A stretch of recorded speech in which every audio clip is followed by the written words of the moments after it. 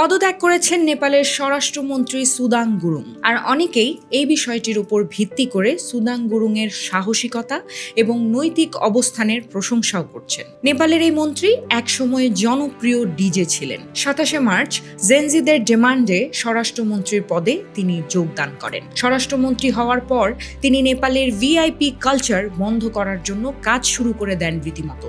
এমনকি তিনি নিজেই রাস্তায় নেমে ভিআইপি গাড়ির চেকিং এবং ট্রাফিক ব্যবস্থা কঠোর করার উদ্যোগ নিয়েছিলেন। সম্প্রতি মিডিয়া রিপোর্টে তার বিরুদ্ধে অভিযোগ উঠেছে যে সুদাং গুরুং এমন কিছু কোম্পানির শেয়ার কিনেছেন যা দীপক ভাট্টার মতো বিতর্কিত ব্যক্তির সাথে সরাসরি কানেক্টেড।